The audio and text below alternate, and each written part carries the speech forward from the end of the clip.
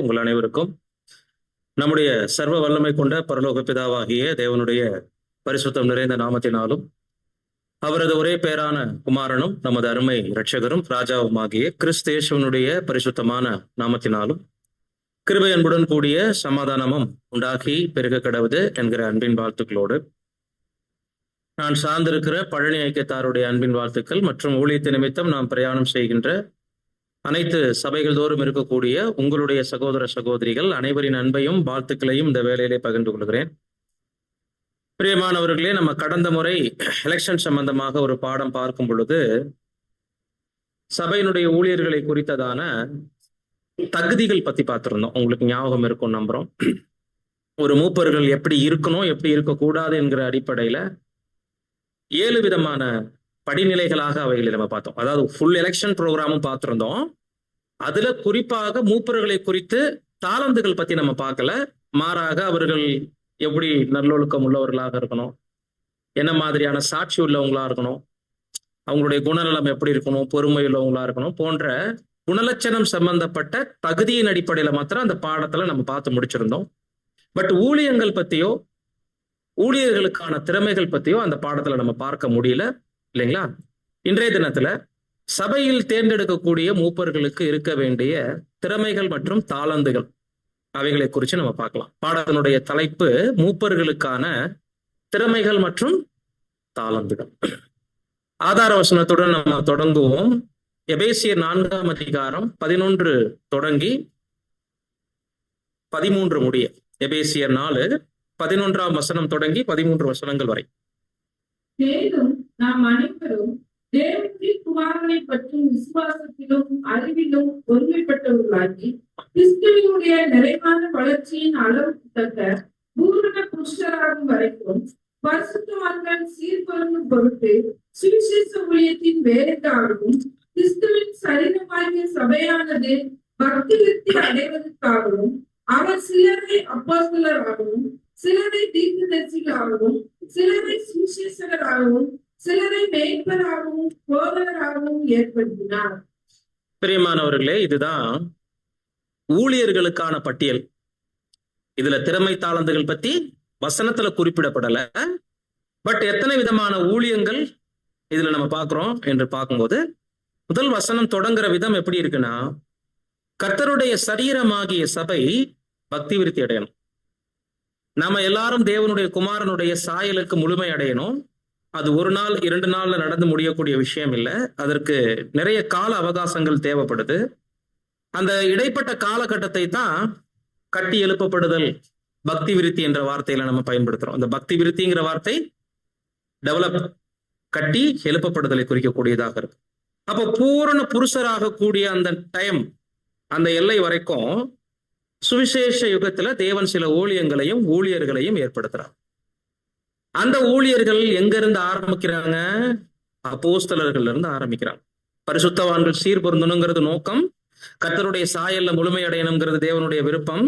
அந்த விருப்பம் நிறைவேறுவதற்காக சிலரை அப்போஸ்தலர்களாக, சிலரை தீர்க்கதரிசிகளாக, சிலரை சுவிசேஷகராக, சிலரை மேய்ப்பராகவும் போதகராகவும் ஏற்படுத்தின 5 ஊழியங்கள் இதுல வர்றதை பார்க்கிறோம்.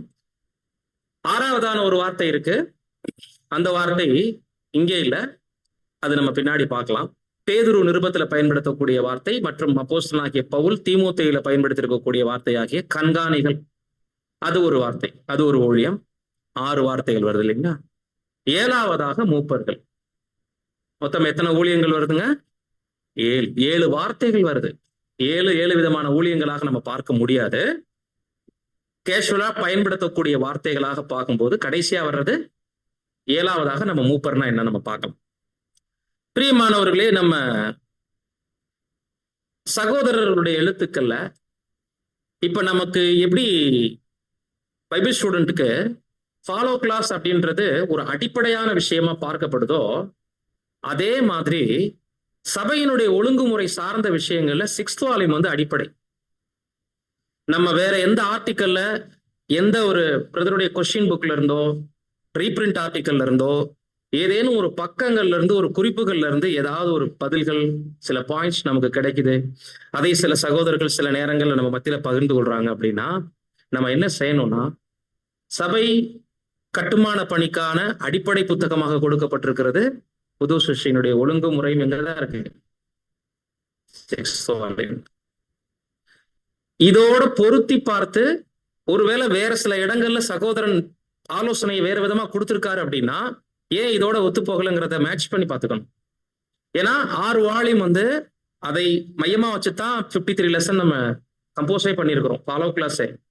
அதுல 6வது வால்யூம் முக்கியமா சபையினுடைய ஒழுங்கு. மற்ற சூழல் சந்தர்ப்பங்களுக்கு தகுந்த மாதிரி சில பிரச்சனைகளை சால்வ் பண்றதுக்காக பிரதர் அங்கங்க சில ஆலோசனைகளை கொடுத்திருப்பாரு. சகோதரர்கள் மேக்சிமம் என்ன மிஸ் அண்டர்ஸ்டாண்டிங் பண்ணிக்கிறாங்கன்னா, ஏதோ ஒரு கேள்விக்கு எங்கவாவது பிரதர் ஒரு பதில் கொடுத்திருப்பாரு, அதுல மேலையும் கீழையும் விட்டுட்டு ஏதாவது ஒரு பேராகிராஃப் எடுத்துட்டு இதுதான் சரி அப்படின்ற கண்ணோட்டத்துக்கு நம்ம போகக்கூடாது. ஒரு ப்ராப்பர் ட்ரூத்தை நம்ம அனலைஸ் பண்ணணும். ஒரு காரியத்தை குறித்து நம்ம பேசுறோம், டிஸ்கஸ் பண்றோம், அதன் அடிப்படையில நம்ம கடந்து போறோம் அப்படின்னா அது டாப் டு பாட்டம் ட்ரூத்தா இருக்கணும். ஒரு சந்தர்ப்ப சூழலுக்கு தகுந்த மாதிரியான கேள்விகளை ஏதாவது ஒரு இடத்துல கொடுத்திருப்பார். பாருங்களேன், இப்போ ஒரு உதாரணத்துக்கு, போதகர்கள் அவர்களை குறித்து பேசும்போது, ஒருத்தர் தனக்கு வாக்களிக்கவில்லை என்ற காரணத்தினால போதிக்க மறுத்து விட்டார் அப்படின்ற ஒரு கேள்வி, ஒரு காரியத்தை பிரதரே எழுதிட்டு, இந்த சகோதரன் தற்பெருமை கொண்டவராக இருக்கிறார், வாக்களிக்கலைங்கிறதுனால அவர் எப்படி சப்ஜெக்ட் எடுக்காம போகலாம் அப்படின்னு கொடுக்கிற அதே பிரதர் ரசல் தான் சப்ஜெக்ட் எடுக்கிறதுக்கு மூப்பராக இருக்கணும்ன்றதையும் எழுதியிருக்கிறார். இப்ப நம்ம என்ன முடிவுக்கு வரலாம்? ஒரு சகோதரன் சப்ஜெக்ட் எடுக்கணும்னா அவர் யாரா இருக்கணும் சபையில?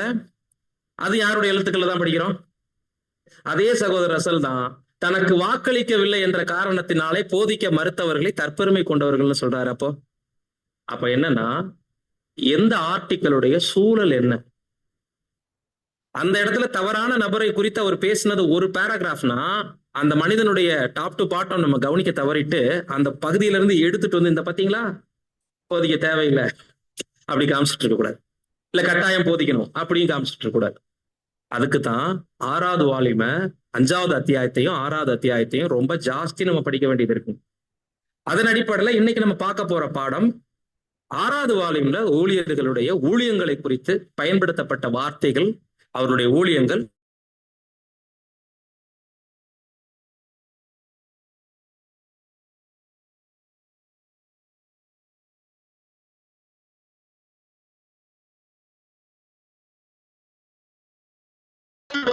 ஊழியங்களை குறித்து நம்ம பார்க்கும்போது, ஊழியர்களை குறித்து நம்ம பார்க்கும்போது, அப்போஸ்தலர்கள் இவங்களுடைய ஊழியங்கள் குறித்து ரொம்ப ஜாஸ்தி நம்ம பேச வேண்டிய அவசியம் இல்லை. அப்போஸ்தலர்களும் சபைக்கான மூப்பர்கள். எந்த சபைக்கான மூப்பர்கள்? ஆதி சபைக்கு, இல்லைங்களா? அப்படிதான் நம்ம நினைச்சிட்டு இருக்கோம். பாசிங்க 1 பேதுரு 5ஆம் அதிகாரம் முதல் 2 வசனங்கள். மூப்பருக்கு உடல் மூப்பரும் கிறிஸ்துவின் பாடுகளுக்கு சாட்சியும் இனி வெளிப்படும் மகிமைக்கு பங்காளியுமாய் இருக்கிற நான் புத்தி சொல்கிறது என்னவென்றால், உங்களிடத்தில் உள்ள தேவனுடைய மந்தையை நீங்கள் மேய்த்து கட்டாயமாய் அல்ல, மனப்பூர்வமாயும் அவலட்சணமான ஆதாயத்துக்காக அல்ல, உற்சாகம் அனுபவம். உங்களில் உள்ள மூப்பருக்கு உடன் மூப்பன். நமக்கு தேவையான வார்த்தை இதுதான். பேதுரு யாரா எழுதுறாரு? மற்ற மூப்பர்களோட கம்பேர் பண்ணிட்டு, நானும் உங்களில் உள்ள மூப்பருக்கு உடன் மூப்பன். இதற்கான விளக்கமாக நம்ம பார்க்கும்போது, அப்போஸ்தல ஊழியம் ஒரு விசேஷித்த ஊழியம். என்ன சொல்ல போனா, அப்போஸ்தலர்கள் தான் முதல்ல சுவிசேஷத்துல ஆண்டவராகிய இயேசு கிறிஸ்துவுக்கு அப்புறம் மூப்பர்கள் என்ற வார்த்தைக்கு தகுதியானவர்கள். பிரதான மேய்ப்பர் பிதாவாகிய தேவன், ஆடுகளின் பெரிய மேய்ப்பன் பிதாவாகிய தேவன், பிரதான மேய்ப்பன் ஆண்டவராகிய இயேசு கிறிஸ்து. அதுக்கப்புறம் 12 பேரையும் சபைக்கு அஸ்திபார கற்களாக ஏற்படுத்தி வைக்கும் போது இவங்க 12 பேருக்கு தான் மூப்பர் என்ற வார்த்தை பொருந்தும். ஏன்னா நம்ம பாடத்துல பார்த்துட்டோம், மூப்பர் அப்படிங்கிறவங்க குணலட்சணத்துல மூத்திருக்கணும், சத்திய வளர்ச்சியில மூத்தவங்களாக காணப்படணும், தாழ்மையோடு இருக்கணும். சோ இதுக்கான அனுபவத்துக்குள்ள நடத்தப்பட்டு இந்த 12 பேர் தான் முதல்ல ஆதி காலத்துல மூப்பரா இருந்தாங்க. ஆதி காலத்துக்கு மாத்திரமல்ல, இவங்களை குறித்த காரியங்களை நம்ம எளிமையா வாசிக்கும் போது 271வது பக்கம் 6th வால்யூம்ல நானே உங்களுக்கு வாசிக்கிறேன். பரிசுத்தாவி உங்களிடத்தில் வரும்போது நீங்கள் பலனடைந்து எருசலேமிலும் யூதேயா முழுவதிலும் சமாரியாவிலும் பூமியின் கடைசி பரியந்தமும் எனக்கு சாட்சிகளாய் இருப்பீர்கள் என்பதாகும். இந்த சாட்சியம் அப்போஸ்தலருடைய வாழ்நாளில் மாத்திரமல்ல, இன்றும் தொடருகிறது. இன்றைக்கும் அவர்கள் நமக்கு பிரசங்கித்துக் கொண்டிருக்கிறார்கள். 270 கடைசி பகுதி இது. 271 கண்டினியூ ஆகும்போது இன்னமும் விசுவாசிகளுக்கு போதித்துக் கொண்டிருக்கிறார்கள், இன்னமும் உற்சாகப்படுத்தி கொண்டிருக்கிறார்கள், இன்னமும் எச்சரித்துக் கொண்டிருக்கிறார், இன்னமும் கடிந்து கொண்டிருக்கிறார்கள். அவர்களுடைய மரணம் அவர்களுடைய ஊழியத்தை நிறுத்தவில்லை. இன்னும் அவர்கள் பேசுகிறார்கள், சாட்சிகளாய் இருக்கிறார்கள். ஆண்டவருடைய விசுவாசிகளுக்கு அவருடைய வாயாக இருக்கிறார். இப்ப மறைந்தாலும், அதாவது மாம்சத்துல சுவிசேஷகம் முழுவதும் அவங்க இல்லைனாலும் அவர்களுடைய நிருபங்கள் தான் எல்லா காலகட்ட சபைக்கும் கட்டளைகளாக நிற்கிறது. நான் உங்களுக்கு கட்டளையிட்டபடியே பட்டணங்கள் தோறும் மூப்பர்களை ஏற்படுத்துங்கன்னு அப்போஸ்தலன் சொன்ன அந்த ஆதார வசனம் தான் நம்ம சபைக்கும் இன்னைக்கு. இப்ப நம்ம சபைக்கு மூப்பர்கள் அப்ப யார் யாரு? பிதாவாகிய தேவன், ரட்சகராகிய இயேசு கிறிஸ்து, 12 அப்போஸ்தலர்கள். இவங்க கேள்விக்கு இடமில்லாத மூப்பர்கள் இல்லைங்களா? கொஸ்டினே பண்ண முடியாது, எலெக்ஷன்லாம் வைக்க முடியாது, தவிர்க்க முடியாத நிலையில எப்போதும் இவங்களுக்கு பெர்மனண்டா நமக்கு இவங்க மூப்பர்கள். அப்ப தெளிவா கொடுத்துட்டாரு இந்த பேஜ்ல. அப்போஸ்தல ஊழியம் என்பது விசேஷமானது. அந்த 12 பேரை தவிர வேற யாருக்கு இந்த வார்த்தைகள் பொருந்தாது. அப்படி புரிஞ்சுக்கணும். அப்போஸ்தலர்களும் மூப்பர்களே அப்படிங்கிற ஒரு பாயிண்ட நம்ம எடுத்துக்க கூடாது. அதனாலதான் அப்போஸ்தல ஊழியத்தை பிரிக்கிறார். மூப்பர்களாக இருந்தாங்க, மெச்சூர்டா இருந்தாங்க, சபை கட்டுமான பணிக்கு பெரிய அளவுல உதவி செஞ்சாங்க, இன்னமும் செஞ்சிட்டு இருக்கிறாங்க. அந்த வளர்ச்சி நிலையை குறிக்குது மூப்பர் என்ற சொல். அவர்களுடைய தகுதியையும் திறமைகளையும் தாளந்தையும் தாழ்மையும் குறிக்குது. பட் அந்த அப்போஸ்தல ஊழியங்கிறது அதனால எல்லாரும் செஞ்சிட முடியாதே. அது விசேஷமாக பிரித்தெடுக்கப்பட்டவர்கள், ஆண்டவரால் இந்த உத்தியோகத்திற்கென்று தனியாக பிரித்தெடுக்கப்பட்டவர்களுக்கு இந்த ஒரு சொல் வேற. இன்னைக்கெல்லாம் போட்டுக்கிறாங்க இல்லைங்களா, அப்போஸ்தல ஐக்கிய சபை, அந்த அந்த பாரம்பரியத்துல நாங்கள் வர்றோம்லாம் சொல்லி போட்டுக்கிறாங்க. அப்படி செய்யக்கூடாது. அப்போஸ்தல ஊழியம் அவங்க மரணத்துக்கு பிறகு இல்லைங்கிறதா உண்மை. சரி, இப்ப இந்த ஊழியத்தை குறித்து நம்ம ஜாஸ்தி பேச வேண்டிய அவசியம் இல்லை, ஏன்னா இது நமக்கான ஊழியம் இல்லை. அப்போஸ்தலர்கள்னா அவங்களும் மூப்பர்கள், விசேஷமா அப்போஸ்தல ஊழியத்திற்கு நியமிக்கப்பட்டவர்கள். இன்று வரைக்கும் நமக்கு மூப்பர்கள் என்கின்ற சுருக்கமான தகவல் நமக்கு போதுமானது. இரண்டாவது தகுதி மூப்பர்களுக்கான திறமை தீர்க்கதரிசிகள். தீர்க்கதரிசி என்று சொல்லும் போது சகோதரர் 6th வால்யூம்ல 311 பேராகிராஃப் 2ல சொல்றாரு, தீர்க்கதரிசி என்ற வார்த்தை பழங்காலங்களில் உபயோகிக்கப்படுத்தப்பட்டது போல இன்றைக்கு பொதுவாக உபயோகப்படுத்தப்படுவது இல்லை. ஆனால் அது வருங்கால காரியங்களை முன்கூட்டியே சொல்லக்கூடிய ஒருவரை குறிக்கிறது. இருந்தாலும் தீர்க்கதரிசி என்கின்ற வார்த்தையை சரியானபடி சொல்ல வேண்டும் என்றால் ஒரு சிறந்த பேச்சாளர் அல்லது நாவன்மை உள்ளவரை குறிக்கின்றது. தீர்க்கதரிசிங்கிற வார்த்தையை கேஷுவலா நம்ம பயன்படுத்துறோம், நம்ம மத்தியில பயன்படுத்துறது இல்லை. ஏன்னா இந்த தீர்க்க தரிசன ஊழியம்ங்கிறது பழங்காலங்கள்ல பொதுவாக பயன்படுத்தப்பட்ட வார்த்தை. யாருக்கு பயன்படுத்துவாங்க? தரிசனத்தை காண்பவர்களுக்கும் தரிசனங்களை விவரிப்பவர்களுக்கும். சத்தத்தை கேட்டு தேவனுடைய வார்த்தையை கேட்டு அதை உள்வாங்கி எடுத்து சொல்லுகிறவர்களும் தீர்க்கதரிசிகள். காட்சியை கவனித்து அந்த காட்சிக்கான விளக்கத்தை உருவகமாக கவனித்து அதை எக்ஸ்பிளைன் பண்றவங்களும் தீர்க்கதரிசிகள். இது ரெண்டையும் கடந்து சிலரை தீர்க்கதரிசிகளாக எபேசியர்ல அப்போஸ்தலன் பதிவு பண்ணியிருக்கிற வார்த்தை தான் இப்ப நமக்கு தேவை. அப்ப பழைய ஏற்பாட்டு தீர்க்கதரிசிகளை பத்தி குறிப்பிடப்படலை, அல்லது அவர்கள் பார்த்த தரிசனத்தை பத்தியோ அவர்களுடைய தீர்க்க தரிசன ஊழியத்தை பத்தியோ இன்றைய நாள்ல நம்ம பார்க்கவும் முடியாது. இந்த தாள் அப்போஸ்தலர்களுக்கு இருந்துச்சு. அப்போஸ்தலருடைய நாட்கள்ல வாழ்ந்துட்ட சிலருக்கு கூட இருந்துச்சு, தீர்க்கதரிசிகளாக இருந்தாங்க. ஏன் அப்படின்னா பழைய ஏற்பாடு முடிவுறுகின்ற காலம், புதிய ஏற்பாடு தொடங்குகின்ற காலம், ரெண்டுக்கும் நடுவில் ஒரு ஓவர்லாப்பிங் பீரியட் இருக்கு. நமக்கு நல்லா தெரியும், எந்த ஒரு யுகமும் தொடங்குற இடமும் முடிகிற இடமும் தெய்வீக திட்டத்துல எப்பயுமே ஒண்ணுக்குள் ஒண்ணு, சக்கரத்துக்குள் சக்கரம், சக்கரத்துக்குள் சக்கரம் சுழன்று கொண்டு இருக்கும். பழைய ஏற்பாட்டுல வல்லமைகளும் தீர்க்க தரிசனங்களும் ஊழியங்களும் பகிரங்கமா இருந்துச்சு. இப்ப புதிய ஏற்பாடு தொடங்கினோடனே சடனா முடிவுக்கு வர முடியாது. அதே தீர்க்க தரிசன வரமும் தாளந்துகளும் யாருக்குள்ள கிரியை செஞ்சுட்டு இருந்துச்சு? அப்போஸ்தலர்களுக்குள்ள. ஆனால் இந்த வரம் ஒளிந்து போகும், தீர்க்க தரிசனங்கள் ஆனாலும் ஓய்ந்து போகும் பவுல் சொல்லிட்டாருனாலே அவர்கள் மரணத்திற்கு பிறகு யாரும் தரிசனங்களை கண்டு அல்லது கேட்டு வியாக்கியானம் பண்ண மாட்டாங்க. ஏன்னா பைபிள் எழுதி தீர்ந்தாச்சு. இனிமே ஒருத்தர் தீர்க்கதரிசியா இருந்தாருன்னா அப்ப அவர் யாரா இருக்கணும்? பைபிள்ல இருந்து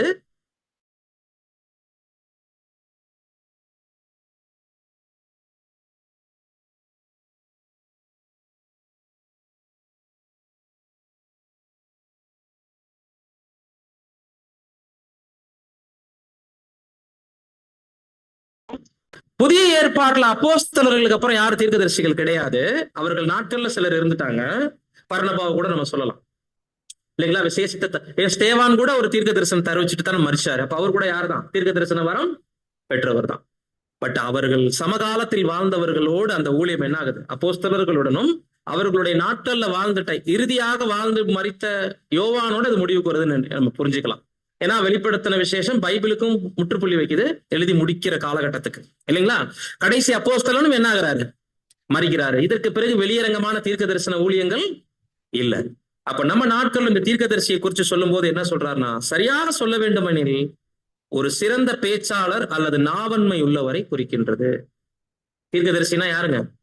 சிறந்த பேச்சாளர், நாவன்மை உள்ளவர், பப்ளிக் ஸ்பீக்கர்னு புரிஞ்சுக்கலாம். ஆங்கிலத்துல சொல்லணும்னா பொது மேடை பேச்சாளர்களாக அல்லது வேதத்தில் உள்ள தீர்க்க தரிசனங்களை மறைவான விஷயங்களை எக்ஸ்பிளைன் பண்றாங்க இல்லைங்களா. இது எல்லாருக்கும் வராது இல்லையா.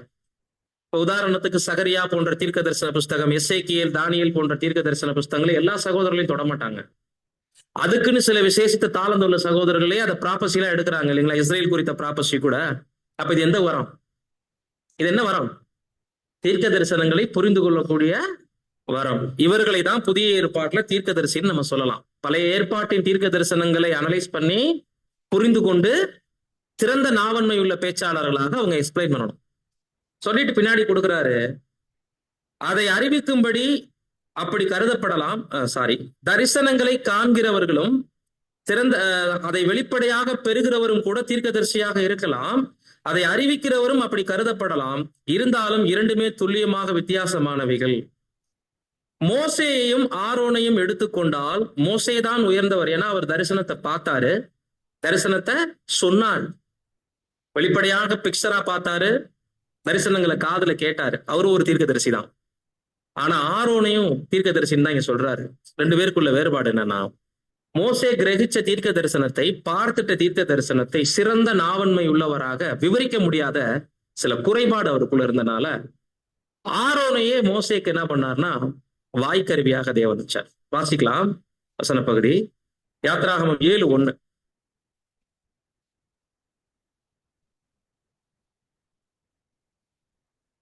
கர்த்தர் மோசேயை நோக்கி, பார், உன்னை நான் பார்வோனுக்கு தேவனாக்கினேன், உன் சகோதரனாகிய ஆரோன் உன் தீர்க்கதரிசியாய் இருப்பான். ஆமா, தெளிவாக இங்க இருக்கு பாருங்க.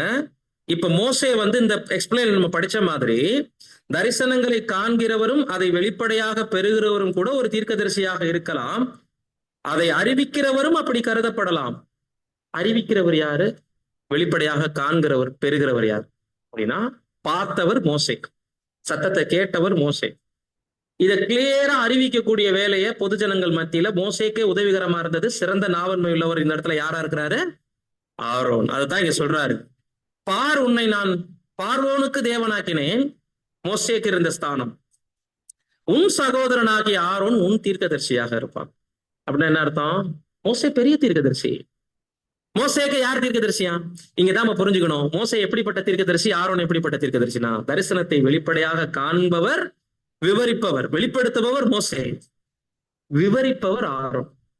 அப்ப தீர்க்க தரிசனங்களை காண்பதும் அதை வெளிப்படையாக உணர்வதும் வேற. அது பழைய ஏற்பாட்டில் நடந்துச்சு. பட் இன்னைக்கு தீர்க்க தரிசனங்களை விலாவரியாக எடுத்து கூறுகிற ஒரு அடையாளத்துக்கு ஆரோனை உதாரணத்துக்கு வைக்கிறார். மோசே தான் பார்த்தாரு, ஆரோன் பார்க்கல. கேட்டு அதை சிறந்த நாவன்மை உள்ள பேச்சாளராக அவர் எடுத்து கூறியது போல நம்ம நாட்கள்ல பழைய ஏற்பாட்டின் தீர்க்க தரிசனங்களையும் புதிய ஏற்பாட்டு கருகலான விஷயங்களையும் எடுத்து நன்கு விவரித்து சொல்லக்கூடியவர்களை தீர்க்கதரிசிகள் என்று சொல்லலாம். இவர்களுக்கு இன்னொரு வார்த்தை சொல்லணும்னா பொது மேடை பேச்சாளர்கள். ஃபார் எக்ஸாம்பிள், ஒரு அறுவடை வேலைகள் பணிகள் நடக்கும்போது பெரிய கூட்டத்தின் மத்தியில பப்ளிக் மீட்டிங்லாம் போட்டு பேசுறாங்க, அந்த சகோதரர்களை நீங்க எடுத்துக்கலாம். கன்வென்ஷன் போன்ற இடங்கள்ல சப்ஜெக்ட் கொடுக்கக்கூடிய சகோதரர்களை தீர்க்கதரிசிங்கிற இடத்துல நம்ம கொண்டுட்டு வரலாம் தாராளமா. ஏன்னா ஒரு கூட்டத்தின் மத்தியில பேசும்போது ஃபியர் இல்லாம பேசுறாங்க இல்லைங்களா, அவங்களதான் சிறந்த நாவன்மை உள்ள பேச்சாளர். அப்ப ரெண்டு விதமாக புரிஞ்சுக்கோங்க.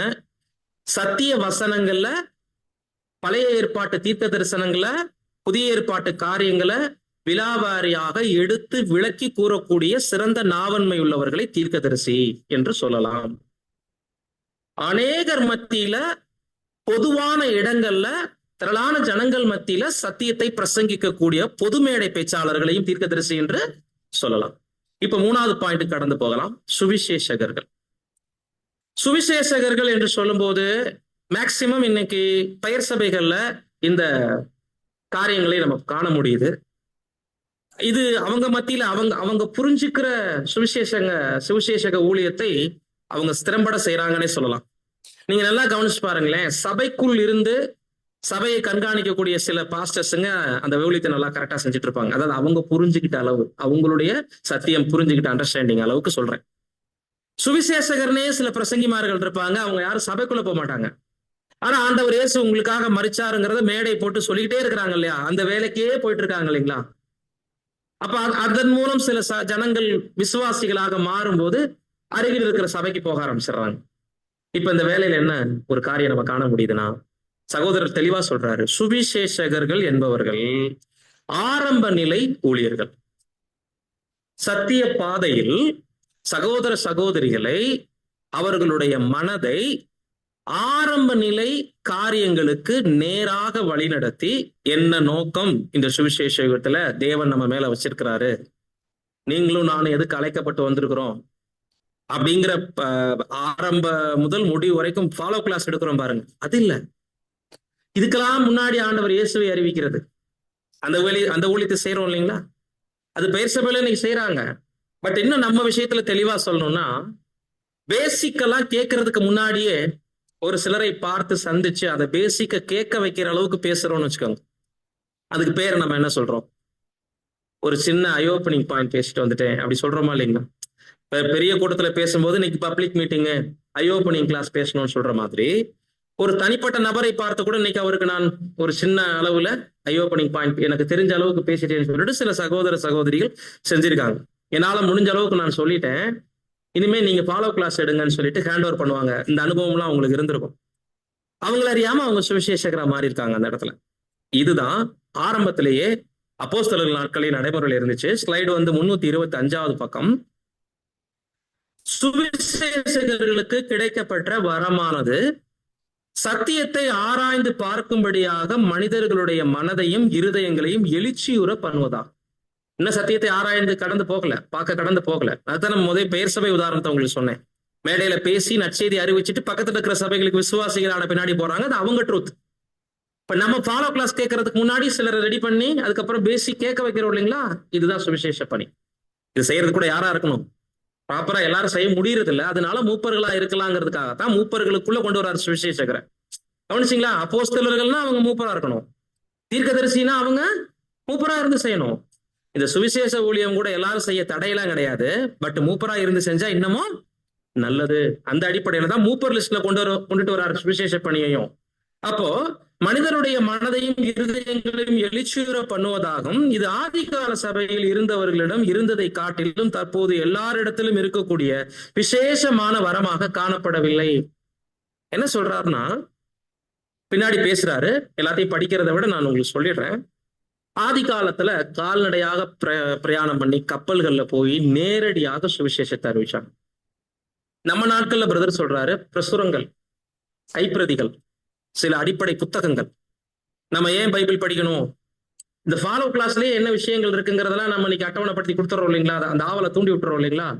இது கூட சுவிசேஷ ஒழித்த செய்தி இல்லைங்களா. இன்னைக்கு ஃபாலோ கிளாஸ்ல எத்தனை வகுப்பு இருக்கோ அத்தனை தலைப்பை போட்டு, அந்தி கிறிஸ்து யாரு, 2ஆம் வருகை என்ன, மனித ஆத்மா அழியுமா அழியாதா, 2ஆம் வருகை எப்ப வருவார் கர்த்தர் இயேசு, திருத்துவம் என்ன கேள்வியா போடுறோம் இல்லைங்களா. இந்த நேரத்துல ஒருத்தருடைய மனது என்ன ஆகுது, ஆரம்ப நிலைக்கு நேராக ஆர்வம் காட்டுது இல்லைங்களா, பக்குவப்படுது இல்லைங்களா. நம்ம இதெல்லாம் தெரிஞ்சுக்கணுமே. உடனே போன் நம்பர் பாக்குறாங்க, போன் அடிக்கிறாங்க, எங்க நடக்குது பிரதர், நாங்க வரலாமா கேக்குறாங்க இல்லைங்களா. ஆல்ரெடி இங்க என்ன நடந்துருச்சு, ஒரு சுவிசேஷ ஊழியம் விதைக்கப்பட்டாச்சு. இததான் சொல்றாரு. அவர்கள் மாதிரி நம்ம நாட்கள்ல இல்ல. இப்ப நம்ம ட்ரெயின்ல போறோம், கார்ல போறோம், பஸ்ல போறோம், நீராவி இன்ஜின்லாம் வந்துருச்சுன்னு அவர் நாட்களை பத்தி பேசுறாரு. ஒரு ரசலுடைய நாட்கள்ல இருந்துட்டு ஆசீர்வாதங்களை பத்தி பேசுறாரு. இன்னைக்கு நம்ம அதுலயும் தாண்டி போயிட்டோம். வாட்ஸ்அப்லயும், டெலிகிராம்லயும், இன்ஸ்டாகிராம்லயும், யூடியூப்லயும் என்ன பண்ண ஆரம்பிச்சிட்டோம், சப்ஜெக்ட் கொடுக்க ஆரம்பிச்சிட்டோம். பிரதருடைய நாட்கள்ல இருந்து 100 வருஷம் இன்னமும் நம்ம என்ன ஆயிட்டோம், இப்போ தள்ளி போயிட்டோம், இன்னும் அட்வான்டேஜா வந்துட்டோம். அப்ப சுவிசேஷம் சொன்னா அப்போஸ்தலர்கள் மாதிரி இல்லைனாலும் ஆரம்ப நிலை ஊழியத்தை செய்யக்கூடிய எல்லாரையுமே வேதாகமம் சுவிசேஷம் அறிவிக்கிறவர்கள் சுவிசேஷகர்கள் என்று சொல்லுது. அப்போஸ்தலர் 8ஆம் அதிகாரம் வசனம் 14 வாசிக்க கேட்போம். அப்போஸ்தலர் 8:14. சமாரியர் தேவ வசனத்தை ஏற்றுக்கொண்டதை எருசலேமில் உள்ள அப்போஸ்தலர்கள் கேள்விப்பட்டு பேதுருவையும் யோவானையும் அவர்களிடத்திற்கு அனுப்பினார்கள். பாருங்க, சமாரியர்களுக்கு தேவ வசனத்தை அறிவிக்கும்படி முதல்ல பிலிப்பு போய் அவரால் முடிஞ்ச அளவுக்கு ஊழியம் பண்ணிட்டார். பிலிப்பு தான் போய் ஆரம்ப நிலை சத்தியத்தை அவர்கள் மத்தியிலே கற்றுக் கொடுத்து இந்த சத்தியத்தை கேட்கக்கூடிய ஆர்வத்தை தூண்டி அவங்களை ரெடி பண்ணிட்டார். இதை அப்போஸ்தலர்கள் கேள்விப்பட்ட பின்பு பேதுருவையும் யோவானையும் அவரிடத்தில் அனுப்பினார்கள். அப்ப புரியுதுங்களா? வேலை எவ்வளவு இருக்கு? இது ஒரு காலம், நீங்க கவனிச்சுட்டே வரணும். அப்போஸ்தல ஊழியம் அவர்களை தவிர வேற யாரும் செய்ய முடியாதுன்னு நம்ம பாக்குறோம். தீர்க்கதரிசினா எல்லாருக்கும் கருகலான தீர்க்க தரிசனங்களை வியாக்கியானம் பண்ண முடியாது. எல்லாராலையும் சிறந்த நாவன்மை உள்ள பேச்சாளர்களாக இருக்க முடியாது. மூப்பர்கள் செய்யற ஊழியத்துல அதுவும் ஒண்ணு. இப்ப சுவிசேஷம் கூட எல்லாரும் அறிவிக்கலாம். அது ரொம்ப கஷ்டமான ஊழியம் இல்லை. அதுக்காக இந்த சுவிசேஷ ஊழியத்தை பொறுத்த வரைக்கும் மூப்பர்கள் மட்டுமே செய்யணுங்கிற மாதிரி புரிஞ்சுக்காதீங்க. அது எல்லாரும் செய்யலாம். ஏன்னா ஆரம்ப நிலையில வெளி நடத்துறோம் இல்லைங்களா? அப்புறமா யார்கிட்ட ஹேண்ட் ஓவர் பண்றோம்? அடுத்த ஆழமாக சத்தியத்தை விவரிக்கிறவங்கள்ட்ட நம்ம சொல்றோம். சோ இதுக்கும் மூப்பர்களாக இருக்கணுங்கிறதுனாலதான் அது ஒரு கண்டிஷனா அவங்க மட்டுமே செய்யணுங்கிற மாதிரி இந்த ஊழியத்தை நம்ம குறிப்பிடல. பிரதரும் அப்படி குறிப்பிடல. ஆரம்ப நிலை ஊழியர்கள் சொல்லி முடிச்சிட்டார். அப்ப அதுக்கப்புறம் யோவானும் பேதுருவும் அங்க அனுப்பப்பட்டு டீப்பான சத்திய காரியங்களுக்கு சமாரியா ஜனங்களை வழிநடத்திருக்கிறாங்க. அப்போ சுவிசேஷகர் என்பது மூப்பர்கள் செய்யக்கூடிய வேலையில ஆரம்ப நிலை சத்தியத்தில் புதிதாக வருபவர்களை வழிநடத்தக்கூடிய ஊழியத்தை சுவிசேஷ பணி என்று சொல்லலாம். இதுக்கும் அடிஷனலா நீங்க பின்னாடி மூப்பர் என்ற வார்த்தையை போட்டுக்கணும். சோ 3 விதமான மூப்பர்களுடைய ஊழியத்தை பார்த்திருக்கிறோம். அப்போஸ்தலர்கள், தீர்க்கதரிசிகள், சுவிசேஷகர். 4வது மேய்ப்பர்கள். மேய்ப்பர்கள் என்று சொல்லும்போது இந்த மேய்ப்பர்கள் என்ற காரியத்தை குறித்து கடந்த பாடத்திலேயே உங்களுக்கு நம்ம வந்திருந்த பொழுது, என் ஆடுகளை மேய்ப்பாயாக என்று பேதுருவிடம் கர்த்தர் இயேசு பேசிட்ட அந்த 3 விதமான ஆடுகளை குறித்து பாடத்திலேயே உங்களுக்கு எக்ஸ்பிளைன் பண்ணிட்டோம். எனவே மேய்ப்பரை குறித்து ஜாஸ்தி நம்ம பேச வேண்டியதில்லை. இதுவும் மூப்பர்கள் செய்யக்கூடிய ஊழியங்கள்ல ஒரு பிரதானமான ஒரு வேலை. மூப்பர்களை மேய்ப்பர்கள் என்ற வார்த்தைகளால தேவன் அங்க கர்த்தர் இயேசு அழைக்கிறார். அப்ப அன்பான சகோதர சகோதரிகளே, அந்த 3 முறை அந்த அநேக பாடத்துல உங்களுக்கு நம்ம சொல்லியிருக்கிறோம். வளர்ந்த ஆடுகள், குட்டி ஆடுகள், வளர்ந்தும் குட்டிகள். சபைக்குள்ள 3 கேட்டகரியா இருப்பாங்க. வெகுநாள் சத்தியத்துல இருந்தாங்க, வளர்ந்திருப்பாங்க, ஓரளவுக்கு மெச்சூரிட்டியா இருப்பாங்க. இப்பதான் புதிதாக உள்ள வந்திருப்பாங்க, குழந்தை. குட்டி ஆடுக்கு விசேஷித்த கவனமும் அக்கறையும் ஒரு மூப்பர் மெச்சூர்டா காட்டணும். ரொம்பவே குட்டி ஆடுகள் அனுபவம் அறிவு இல்லாத காரணத்தினால அதிகம் துள்ளும், பள்ளத்துல விழுக வாய்ப்பு இருக்கு, வெகு தூரம் ஓடி போக வாய்ப்பு இருக்கு. மேய்ப்பன் வழிநடத்தக்கூடிய இடத்துல கண்ட்ரோலா இருக்கணும்ன்றது அந்த குட்டி ஆடுகளுக்கு வரையறை இருக்காது. ஏன்னா ஆர்வ மிகுதியில துள்ளும். சோ அந்த குட்டிக்கு காட்டக்கூடிய கரிசனை ரொம்ப விசேஷமா இருக்கணும். 3வது, வளர்ந்தும் குட்டிகள், அவங்கள பேணி வளர்க்கணும்.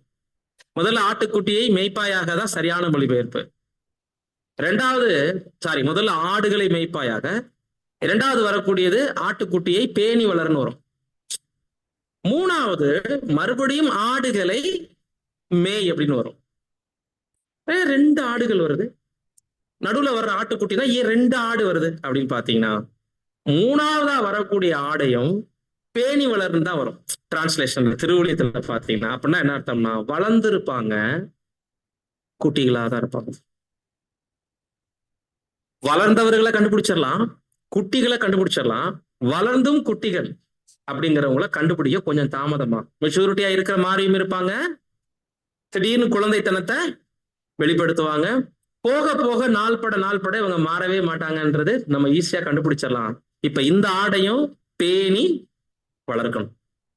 இது ஒரு மேய்ப்பனுடைய ஊழியம். இப்ப இதுக்கு 6th வால்யூம்ல 310:11 பிரதர் கொடுக்கும்போது, ஒருவர் தனது தகுதியின்படி தனது நிலை அனுமதிக்கிறபடி நற்செய்தி போன்றவைகளை கேட்கக்கூடிய காதுள்ளவர்களை கண்டுகொண்டு ஒரு சுவிசேஷகனாக ஆரம்ப நிலையில் உள்ளவர்களுக்கு சத்தியத்தை பிரசங்கித்து சொல்லலாம். முதல்ல நம்ம பார்த்த பாயிண்ட். இன்னொருவர் அவருக்கு சமுதாயத்தை பார்க்கிற விசேஷமான தகுதி இருப்பதால் தனிப்பட்ட முறையில் தனி நபர் என்ற முறையில் ஆண்டவருடைய ஜனங்களின் நலன்களை பார்க்கும்படியாக அவர்களை அவர்களுடைய வீடுகளில் சந்திப்பது, அவர்களை உற்சாகப்படுத்துவது, அவர்களை திடப்படுத்துவது, அவர்களை ஐக்கியத்தில் வைத்திருப்பது, ஆட்டுத்தோலை போர்த்து கொண்டு வரும் ஓநாய்களிலிருந்து அவர்களை பாதுகாப்பது போன்ற காரியங்களில் பாஸ்டர் என்பதன் மூலம் ஊழியம் செய்யலாம். பிராக்கெட்ல மேய்ப்பர்னு பாத்தீங்களா? இப்ப மூப்பர் என்ற அந்த பொதுவான வார்த்தை 4வதாக பார்த்திருக்கிறோம், மேய்ப்பர் என்ற வார்த்தையோடு ஒத்துப்போகுது. மேல பார்த்த 3 ஊழியங்களுக்கும் இப்ப மேய்ப்பர் ஊழியங்களுக்குள்ள வித்தியாசம் என்ன அப்படின்னா, ஒரு அப்போஸ்தலனாகவோ தீர்க்கதரிசியாகவோ சுவிசேஷகனாகவோ ஒரு மேய்ப்பர் இருக்கணும்ன்ற அவசியம் இல்ல. மந்தையில் தேர்ந்தெடுக்கப்படக்கூடிய ஊழியர்கள்ல ஒரு வகுப்பார் என்ன பண்ணலாம்னா, மேய்ப்பர் என்ற முறையில் விசேஷமாக ஆடுகள் மேல கவனம் வைக்கணும்.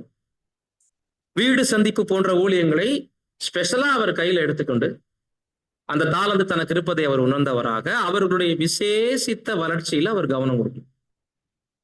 குறிப்பா சொல்றாரு பாத்தீங்களா, ஆட்டுத்தோலை போர்த்து கொண்டு வரும் ஓநாய்களிலிருந்து அவர்களை பாதுகாப்பது போன்றனா என்ன சொல்ல வர்றாருன்னா, இந்த தனிப்பட்ட சகோதர சகோதரிகளின் நலன்கள்ல அக்கறை எடுத்துக்கிறவங்க கேட்டு கற்றுக்கொண்டிருக்கக்கூடிய உபதேசத்திலிருந்து யாரும் வழி விலகாதபடிக்கு அவங்களுடைய அடிப்படை விசுவாசத்தை ஒருவேளை யாராவது குழப்பி விட்டுருந்தாங்கன்னா, இன்னைக்கு நம்ம நாட்கள்ல மேக்சிமம் நடக்குது. திடீர்னு ஒரு சிலர் சபைக்கு வராம இருப்பாங்க, 2 வாரம் ஆகும் 3 வாரம் ஆகும், அப்புறம் மூப்பர்கள் போய் சந்திச்சு கேட்கும்போது யாராவது குழப்பி விட்டுருப்பாங்க அவங்கள. இப்படி நிறைய நடந்து அநேக சகோதர சகோதரிகள் ஜேடபிள்யூஸ்னால குழப்பப்பட்டு அங்க போனதெல்லாம் நடந்துருச்சு. நம்மளுடைய உபதேசம் தெளிவில்லை அப்படிங்கிற மாதிரி குழப்பி விடப்பட்டு பாருங்க. அப்ப ஆட்டுத்தோலை போட்டு கொண்டு வரக்கூடிய ஓநாய்கள்ட்ட இருந்து சபைக்கு வர்றாங்க போறாங்கன்ற மாதிரி விட்டுட்டு அசால்ட்டா இருந்தோம்னா அது சரியான ஒரு காரியத்தை உண்டாக்காது. அது என்னைக்குனாலும் ஒரு ஆபத்து. இங்க எப்படி ஒரு விசாரணை இருக்கோ, ஒரு கவனம் இருக்கோ, எக்லிஷால இருக்கக்கூடிய சகோதர சகோதரிகளுடைய இல்லங்கள்ல ஒரு மெச்சூர்டான எல்டர் போய் அடிக்கடி அவங்களை சந்திச்சு அவங்களுடைய வளர்ச்சி நிலை, அவங்க விசுவாசம், அவங்க சூழ்நிலைகள், இவைகள் எல்லாவற்றையும் குறிப்பா சத்தியத்தின் அடிப்படையில அறிந்து கொண்டு, ஒருவேளை தவறான பாதையில யாராவது போயிருக்கிற மாதிரி தெரிஞ்சா, எப்படி அந்த ஆடுகளை அந்த கொண்டி மாட்டி கழுத்துல அந்த தடியை மாட்டி, உமது கோலும் உமது தடியும் என்னை தேற்றும்னு தாவீது அதனாலதான் பாடினார் இல்லைங்களா? அப்ப அந்த ஆடு மலைச்சரிவுகள்ல நடத்தும் போதும் பள்ளங்கள்ல போகும்போதும் தண்ணீர் இருக்கக்கூடிய இடங்கள்லையும் எப்படி ஒரு மெய்ப்பனாளர் பராமரிக்கப்படுதோ, சபைகள்ல இருந்து சத்தியத்தை கொடுத்து உபதேசம் பண்றது மாத்திரமல்ல, வீடு சந்திப்புகள் என்பதும் ஒரு மூப்பருக்கு விசேஷமானது என்பதனால, இன்னமும் சொல்ல போனா இது ரொம்ப கவனம் கொடுக்கக்கூடிய ஒரு ஊழியம் என்பதனாலதான் மேய்ப்பர் என்ற ஒரு கேட்டகரியை தனியா பெறுகிறார். புரியுதுங்களா? இது எல்லாம் நன்கு உணரப்பட்டு சபையில எலெக்ஷன் பண்ணணும். இத்தனை ஊழியங்கள் இருக்கு. மூப்பர் என்ற ஊழியம் என்ன அப்படின்னு சொன்னா, அது எல்லாருடைய மனநிலையிலையும் எப்படிப்பட்ட ஒரு குறுகிய ஒரு மனப்பக்குவத்தை இன்னைக்கு உண்டாக்கிருச்சு அப்படின்னா, சபையில் ஃபுல்பீட்ல நின்று எம்சி பண்ணுவார். அவரை நம்ம யாரா அடையாளப்படுத்தப்பட்டோம்? மூப்பர். பட் அவங்க இவ்வளவு ஊழியங்கள் செய்யணுமே, இத்தனை கேட்டகரி இருக்கு. தீர்க்கதரிசியா இருக்கணும், அவங்க சுவிசேஷகரா இருக்கணும், மேய்ப்பரா இருக்கணும். முதல்ல இந்த ஊழியங்களை பகுத்து பார்க்கிற திறன் வேணுமே. இப்படிப்பட்ட ஊழியங்களை, இவ்வளவு ஊழியங்கள் இருக்குங்கிறத கிரகிச்சிருக்கணும் ஃபர்ஸ்ட். அப்பதான் அந்த சபை வளர்ச்சி அடையும். ஒரு சபை வளராமல் இருப்பதற்கு என்ன காரணம்னா, வளர்ச்சிக்கு ஏதுவான ஊழியங்கள் தவிர்க்கப்படுது. வளர்ச்சிக்கு ஏதுவான ஊழியங்களை முதலாவது அண்டர்ஸ்டாண்ட் பண்ணணும். புரியுதுங்களா? அப்ப விசேஷித்த இவ்வளவு பிரிவுகள் ஏன் வார்த்தைகளை பிரிக்கிறார்? ஒரே பொருள் சொல்லிட்டு போகாம வேதத்திலேயே 6 வார்த்தைகளால் அவங்களை பிரிச்சு சொல்லிருக்கணும். 7 வார்த்தைகளாக 7 விதமான ஊழியங்களாக அவைகள் இருக்கு. சோ மந்தைக்கு விசேஷமாக மேற்பார்வையிடுகிறவருக்கு பேரு மேய்ப்பர் என்று நம்ம பார்க்கணும். இந்த மேய்ப்பர் ஊழியத்தை தான் விசேஷமாக கர்த்தர் இயேசு பேதுருவிடம் ஒப்படைச்சார். இப்ப 5வதாக நம்ம பார்க்கும்போது போதகர்கள். இப்ப நமக்கு ஒரு குழப்பம் வரும். சிலரை தீர்க்கதரிசியாக, மேய்ப்பராக, சுவிசேஷகராக, அப்போஸ்தலராக சொல்லும் போது அப்புறம் எதுக்கு மறுபடியும் போதகர்கள்? அவங்கெல்லாம் போதகர் இல்லையா? அப்போ இப்ப பாருங்க, நல்லா நீங்க சொல்லுங்க, அப்போஸ்தலர்கள் போதகரா இல்லைங்களா? தீர்க்கதரிசிகள் படிச்சமே அவங்க போதகரா இல்லைங்களா? சுவிசேஷகர்கள் போதகரா இல்லையா? மேய்ப்பர்கள் போதகரா இல்லைங்களா? இப்ப 4 வகையான ஊழியம் பார்த்திருக்கோமே, 4க்குமே என்ன வேணும்? 4க்குமே என்ன, எந்த ஊழியம் வேணும்? போதிக்கிற திறன் வேணுமா வேணுங்களா? வேணாமா? இப்ப நம்ம மேல 4 ஊழியம் பார்த்தோம் இல்லைங்களா? அப்போஸ்தலர்கள் போதகரா? தீர்க்கதரிசிகள்னா அவங்க போதகர்களா? சுவிசேஷகர்கள்னா அவங்க போதகர்களா? இப்ப எல்லாத்துக்குமே அடிஷனலா போதக ஊழியம் தேவைன்னு வரும்போது போதகர்களாக ஏன் ஒரு விசேஷத்தை கேட்டகரியா அது தனியா ஏன் சொல்லணும் அப்படின்னா, இதுல நாம விசேஷத்தை கவனம் கொடுத்து கவனிக்க வேண்டியது அவசியமாக இருக்கு. வாசிக்கலாம் 1 தீமோத்தேயு 5ஆம் அதிகாரம் 17ஆம் வசனம். நன்றாய் விசாரணை செய்கிற மூப்பர்களை விசேஷமாக திருவசனத்திலும் உபதேசத்திலும் பிரயாசப்படுகிறவர்களை இரட்டிப்பான கணத்துக்கு பாத்திரராக எண்ண வேண்டும். கவனிங்க, வேதத்துல எந்த ஒரு விஷயம் அழுத்தம் கொடுக்கப்படுதோ, ரொம்ப முக்கியமாக கவனிக்கப்பட வேண்டும் என்ற மாதிரி குறிப்பிடப்படுதோ, அந்த இடத்துல ரெட்டிப்புங்கிற வார்த்தை வரும். ரெட்டிப்புன்னா என்னங்க? 2 மடங்கு, டபுள். அப்ப ஒரு விஷயம் எந்த அளவுக்கு முக்கியத்துவம் வாய்ந்தது அப்படின்னா அதை 2 மடங்குன்னு சொல்லியிருப்பார். அப்ப சபை ஜனங்களால 2 மடங்கு கவனம் கொடுக்க வேண்டிய விஷயமா இருக்கிறதுனாலதான் சொல்றாரு, நன்றாய் விசாரணை செய்கிற மூப்பர்களை ஸ்பெஷல், விசேஷம்னா ரொம்ப ஸ்பெஷலா திருவசனத்திலும் உபதேசத்திலும் பிரயாசப்படுபவர்களை இரட்டிப்பான கணத்திற்கு பாத்திரவான்களாக எண்ண வேண்டும். அப்ப அன்பான சகோதர சகோதரிகளே, நன்றாய் விசாரணை எதுல, அதுவும் கடந்த பாடத்திலே உங்களுக்கு மத்தியில நம்ம சொல்லியிருந்தோம். நம்ம மேல பார்த்துட்டு அதுல பேப்பர் ஊழியங்கள்லாம் வந்திருக்கு இல்லைங்களா? ஆட்டுத்தோல் போத்திக்கிட்டு வர்ற ஓநாய்கள்ட்ட இருந்து பாதுகாக்கிறது, சத்திய நலன்கள்ல அவர்களை விசாரிப்பது, உலக காரியங்கள் இல்ல. அது சகோதர அன்பு எல்லாரும் செய்யலாம். மூப்பர்கள் என்பவர்கள் சத்திய வளர்ச்சியில ஒருத்தவங்க மேல அக்கறை கொண்டு விசாரணை செய்யணும். விசேஷமா ஒரு மூப்பர் எதுல அதிகம் பிரயாசப்படக்கூடியவரா இருக்கணும்னா சத்திய வசனத்துல, திருவசனத்துல 2 மடங்கு பிரயாசப்படக்கூடியவர்களாக இருப்பவர்களை இரட்டிப்பான கணத்திற்கு பாத்திரவான்களாக எண்ண வேண்டும். தீத்து 1ஆம் அதிகாரம் 9ஆம் வசனம். ஆரோக்கியமான உபதேசத்தினாலே புத்தி சொல்லவும் எதிர் பேசுகிறவர்களை கண்டனம் பண்ணவும் வல்லவனுமாய் இருக்கும்படி தான் போதிக்கப்பட்டதற்கேற்ற உண்மையான வசனத்தை நன்றாய் பற்றிக் கொள்கிறவருமாய் இருக்க வேண்டும். இப்ப போதக ஊழியம் செய்யறவங்க ஆரோக்கியமான உபதேசத்துல புத்தி சொல்ல ஆயத்தம் உள்ளவங்களா இருக்கும். அப்படின்னா வேதத்தில் உள்ள நன்மை தீமைகளை அந்த மூப்பர் நன்கு அறிஞ்சவராக இருக்கணும்னு அர்த்தம். அப்பதான் ஆரோக்கியமான விஷயத்துல தப்பு பண்றவங்களை கூட, அல்லது தப்பான ஒரு உபதேசம் நம்ம மத்தியில கடந்து வருதுன்னா கூட, இது சரி இது தப்புன்றத கரெக்டா கண்டறியாம ஒருத்தரால் எப்படி கண்டனம் பண்ண முடியும்? அப்ப அதுக்கு எந்த திறன் வேணுங்கிறாரு? அதுக்கு பேர் தான் போதக திறன். எதிர் பேசுகிறவர்களை கண்டனம் பண்ணவும் வல்லவனா இருக்கும்படி தான் போதிக்கப்பட்டதற்கு ஏற்ப உண்மையான வசனத்தை நன்றாய் பற்றி கொண்டிருக்கிறவர்களுமாயும் இருக்க வேண்டும்.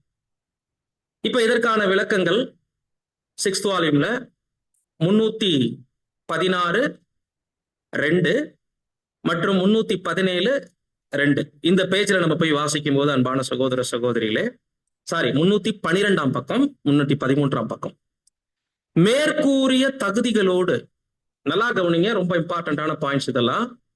நம்ம மேல பார்த்துட்டு வந்துட்டு இருக்கோம் இல்லைங்களா, தகுதிகள் தாளந்துகள் எல்லாம். ஒரு மூப்பர் ஒரே மனைவியுடைய புருஷனா இருக்கணும், இரண்டா உள்ளவனா இருக்கக்கூடாது, பொறுமை உள்ளவனா இருக்கணும், சண்டை பண்றவனா இருக்கக்கூடாதுன்னு அந்த தகுதிகளை பத்தி பேசும்போது அங்கதான் சொல்றாரு அவன் போதக சமர்த்தனா இருக்கணும் இல்லைங்களா? இது தகுதிகளோடு தான் போதக சமர்த்தனை கூட்டுறாரு அந்த இடத்துல. அதுக்கு விளக்கம் கொடுக்கிறாரு பாருங்க. மேற்கூறிய தகுதிகளோடு ஒரு மூப்பன் போதிக்க சமர்த்துள்ளவனா இருக்க வேண்டும். அது எப்படி எனில், அவர் ஒரு ஆசிரியராக விவரித்து சொல்பவராக திவ்ய திட்டத்தை வியாக்கியானம் பண்ண திறமையுள்ளவராக இருந்து இப்படியாக ஆண்டவருடைய மந்தைக்கு வசனத்திலும் உபதேசத்திலும் உதவி புரிகிறவராக இருக்க வேண்டும்.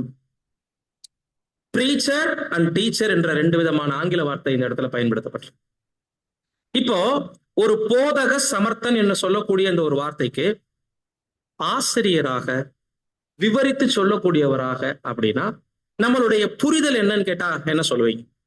யாராவது சொல்லுங்களேன். போதக சமர்த்தன் அப்படின்னு சொல்றோம் இல்லைங்களா? அப்படிப்பட்டவங்களை ரெட்டிப்பான கணத்துக்கு பாத்திரவான்களாக என்ன வேணும்னு படிச்சோம் இல்லைங்களா? இப்ப இந்த இடத்துல நன்றாய் விவரித்து சொல்லக்கூடியவராக, தெய்வீக திட்டத்தை வியாக்கியானம் பண்ணக்கூடியவராக, உபதேசத்திலும் ஊழியம் புரிகிறவராக இருக்க வேண்டும் நம்ம படிக்கக்கூடிய இந்த இடத்துல என்ன மாதிரி நம்ம புரிஞ்சுக்கலாம்? திவ்ய திட்டத்தை வியாக்கியானம் பண்ணுகிறவா இருக்கிறாரு. ஒரு ஆசிரியராக என்ற வார்த்தையை பார்க்கிறோம். எப்படி நம்ம புரிஞ்சுக்கிறோம்? நம்மளுடைய புரிதல் ஏதாவது யாராவது நீங்க என்ன பதில் நினைக்கிறீங்கன்னு கேட்டா என்ன சொல்லுவீங்க? காலை பிரதர்.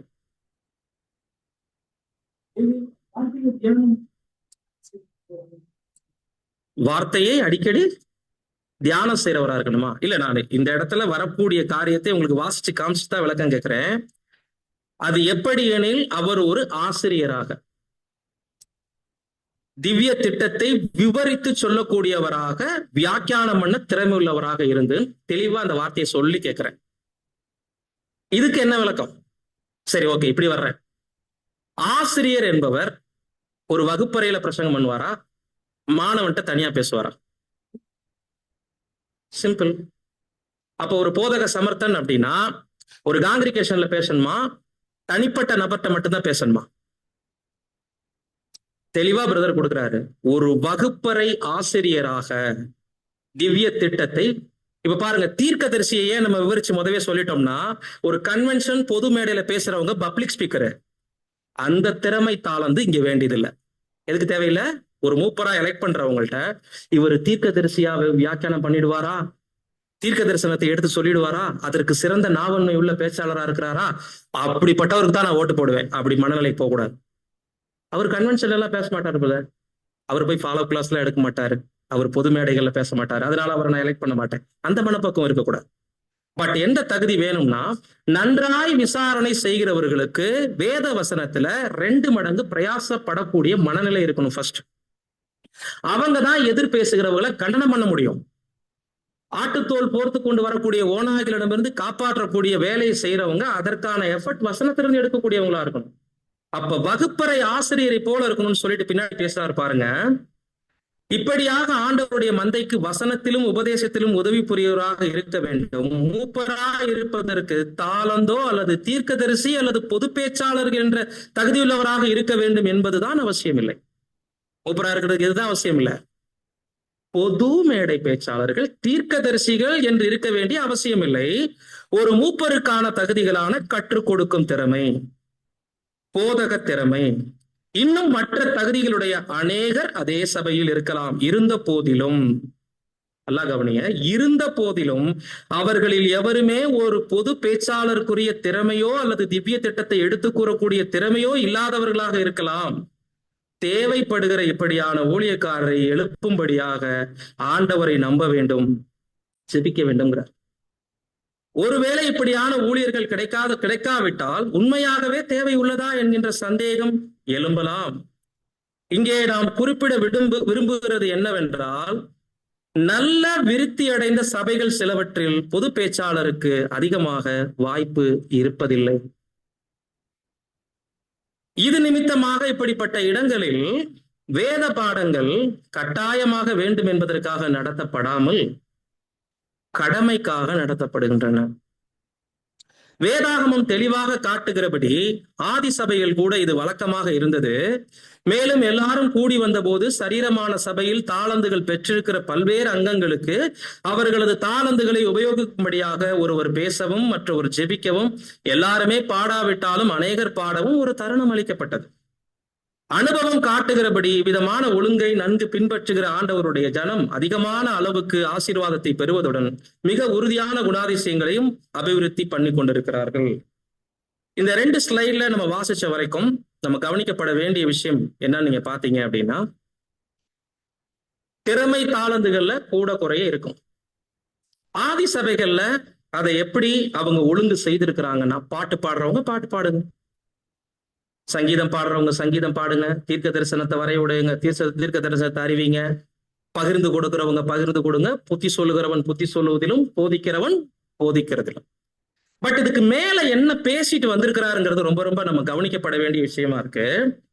பொதுவாக தேவை என்ன என்று சொல்லும் போது, பொது பேச்சாளருக்குரிய அந்த தேவை அதிகமாக இருக்கும் பட்சத்துல அநேக சபைகள்ல அந்த மாதிரி ஊழியர்கள் எழும்புறதில்லை, மேக்சிமம் எடுக்கிறதில்லை, ஊழியக்காரர்களை எடுக்கிறதில்லை.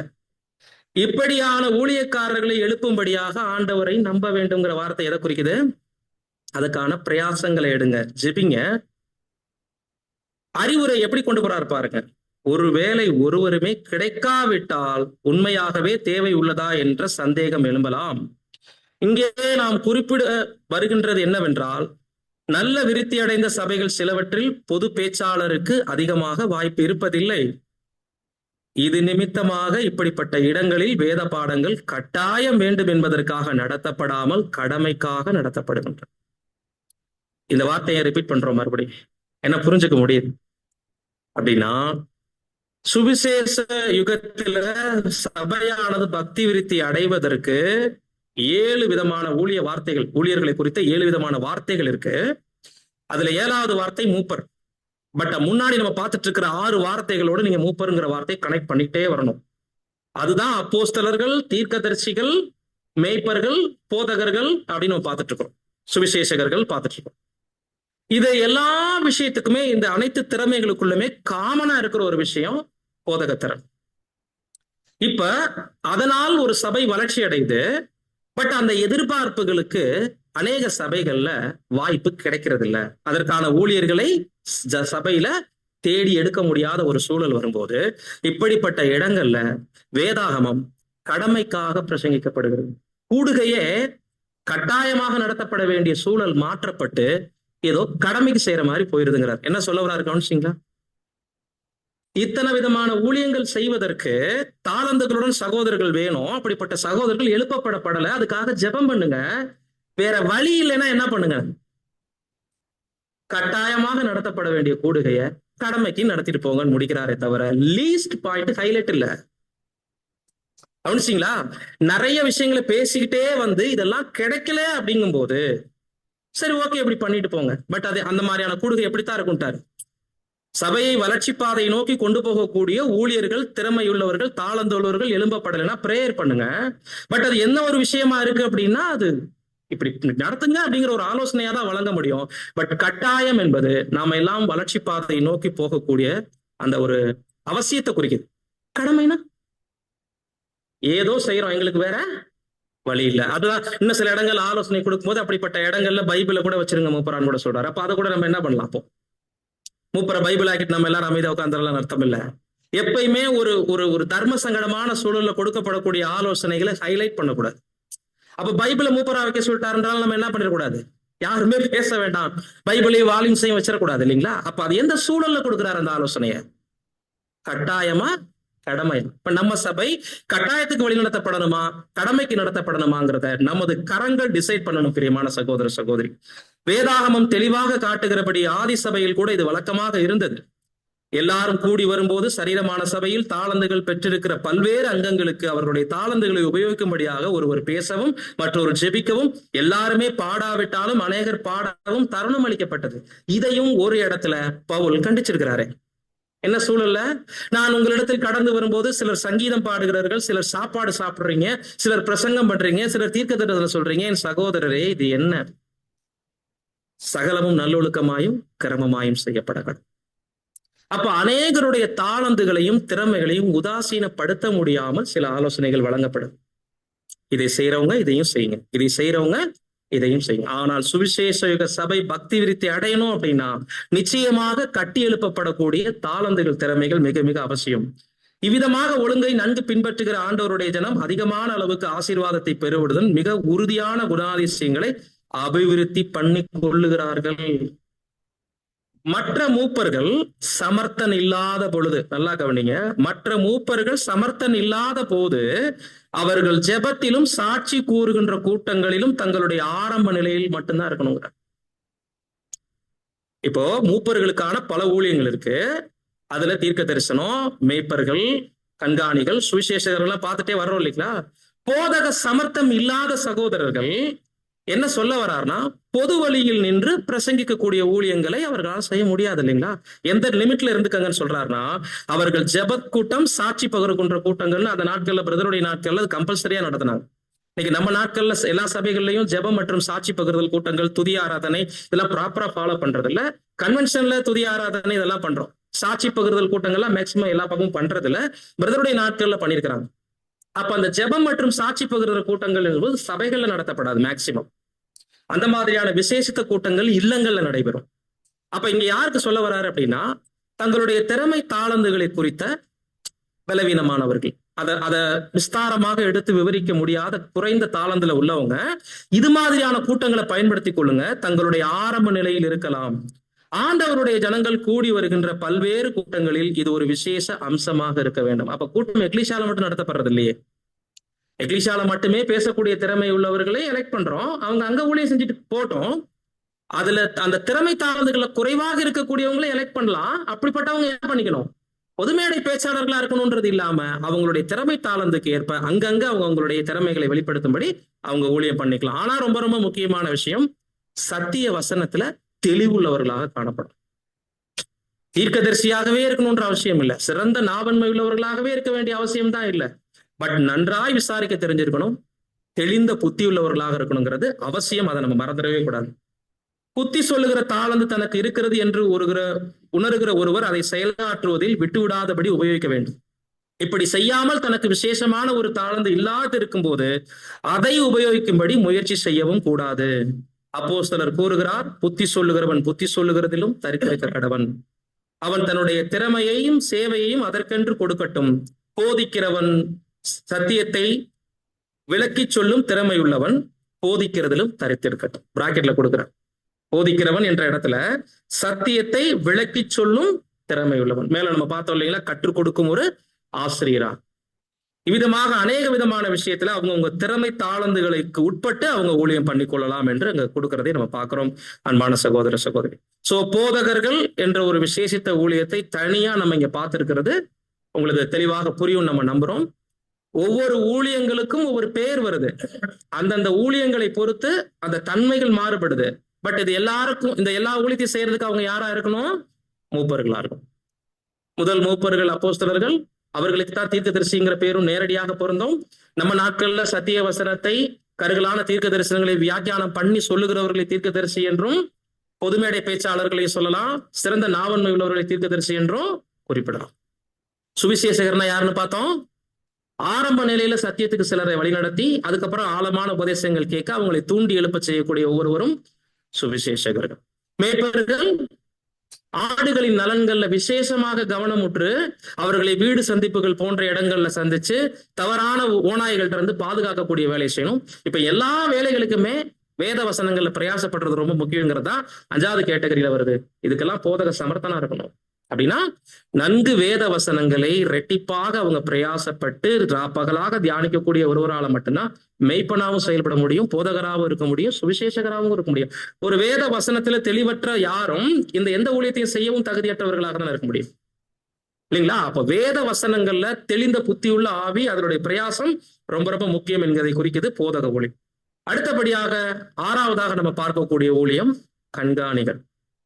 இந்த கண்காணிகள் என்ற வார்த்தை என்று சொல்லும் போது இதுக்கு நம்ம பெருசா ரிஸ்க் எடுக்கணும்ன்றது இல்ல. 1 தீமோத்தேயு 3 முதல் 2 வசனங்களை வாசிங்க.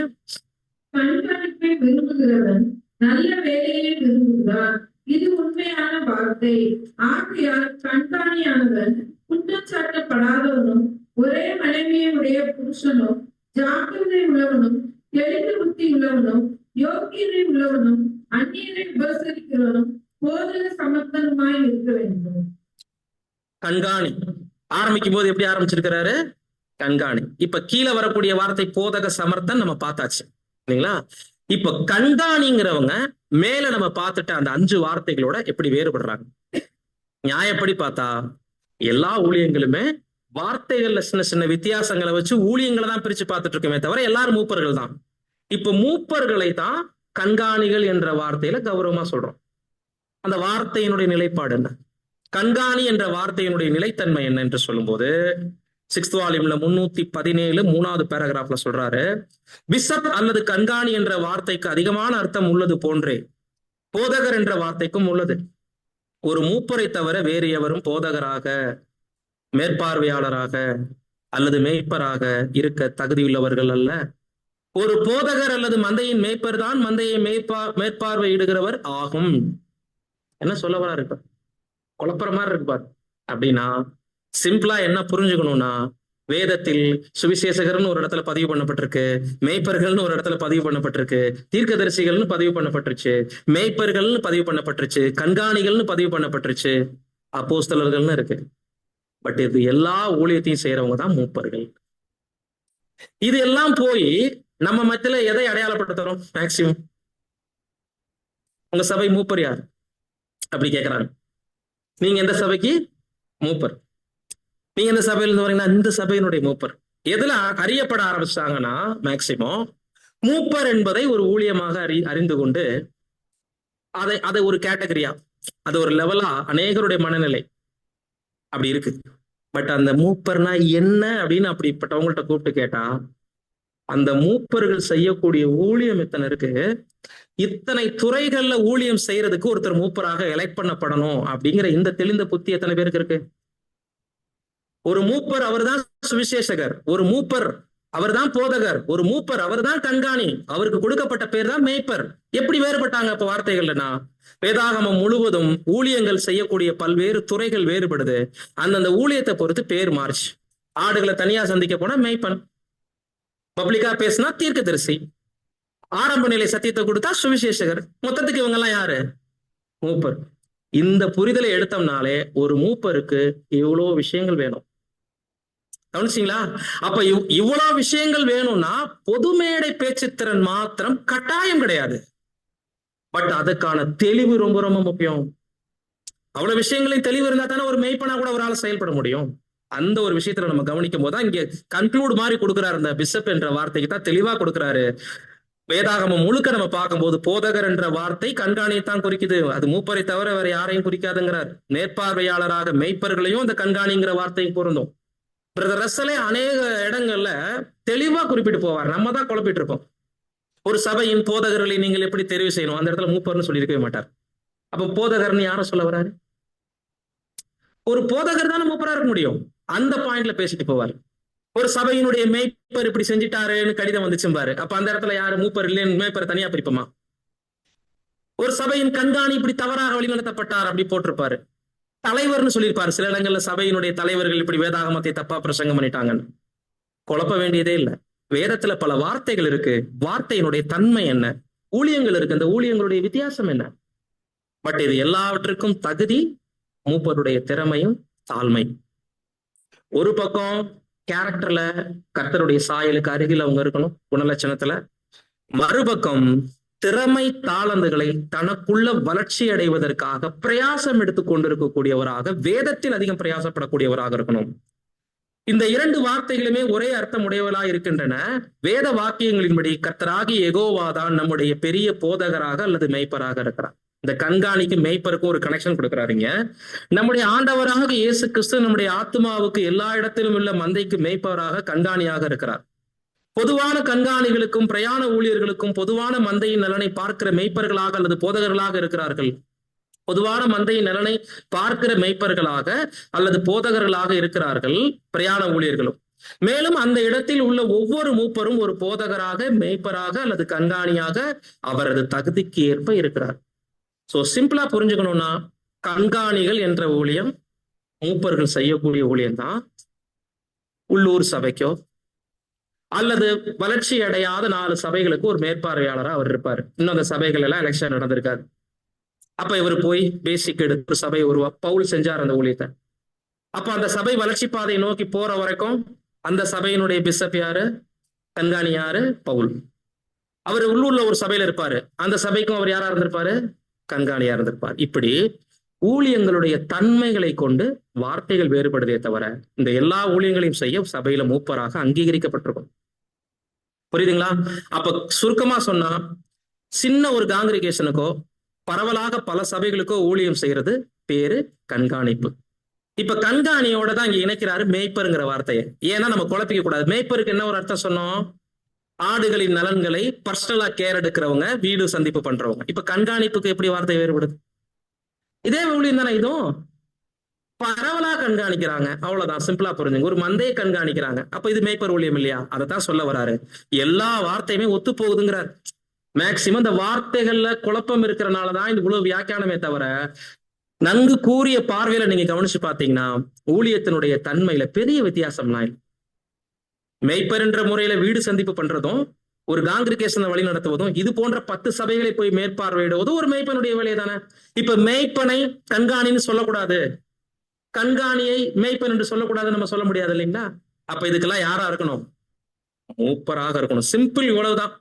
அப்போ ஒரு கண்காணி என்பவர் கண்காணியானவன் குற்றம் சாட்டப்படாதவனும் ஆரம்பிக்கிறாரு. ஒரு மூப்பர் போதக சமத்தனா இருக்கணுங்கிறாரு. அப்ப மூப்பரும் யாருதான், கண்காணி யாருதான், சுவிசேஷகர் யாருதான்? இந்த புரிதல் ரொம்ப ரொம்ப வேணும். சோ கன்க்ளூஷனுக்கு வரும்போது நாம எப்படி பிரிக்கலாம் அப்படின்னா, நீங்க இந்த ஸ்லைடு உங்களுக்கு எல்லாருக்கும் தெரிஞ்சா நீங்க பாத்துக்கணும். தெரியுதா உங்க பார்வைக்கு? 6 ஊழியங்கள் எழுதப்பட்டிருக்குங்களா? ஒரு பக்கம், ஒவ்வொரு முன் பக்கம். அப்போஸ்தலர்கள், தீர்க்கதரிசிகள், சுவிசேஷகர்கள், மேய்ப்பர்கள், போதகர்கள், 6வது பக்கத்துல என்ன இருக்கு? மூப்பர்கள். இப்ப இந்த 6 ஊழியம் செய்யறதுக்கு சபையில யார் அங்கீகரிக்கப்பட்டிருக்கணும்? மூப்பர் அங்கீகரி. இந்த புரிதல் இருந்துச்சுன்னா அன்பான சகோதர சகோதரிகளே, பாருங்க, இப்படி பாருங்க, இந்த ஸ்லைட பாருங்க, இது உங்களுக்கு இன்னும் ஈஸியா இருக்கும். பிபிடி இல்லாததுனால நம்ம இப்படி பார்ப்போம். மூப்பர்கள் என்பவர்களை 6 விதமான அடையாள வார்த்தைகள்ல வேதாகமம் வரையறுக்குது. இவர்களுக்கு திறமையும் தாளந்தும் கட்டாயம், கேரக்டர் ரொம்ப ரொம்ப அவசியம். அந்த ஒவ்வொரு ஊழியங்களையும் செய்யறதுக்கு கண்டிப்பா திருவசனத்துல பிரயாசப்படாமல் யாரை எலெக்ட் பண்ணக்கூடாது. அவர்கள் தான் யாரு? ஒண்ணுக்கு நேர அம்புக்குறி இருக்கா? கவனிச்சிங்களா? ஒரு போதகர் அம்புக்குறி போடுங்க, மூப்பர். ஒரு அப்போஸ்தலர் அம்புக்குறி எழுத்துருங்க, மூப்பர் கிட்ட. இப்போ இது எல்லாம் பிரதானமான ஊழியம் அப்படின்னு எடுத்துக்கலாமா?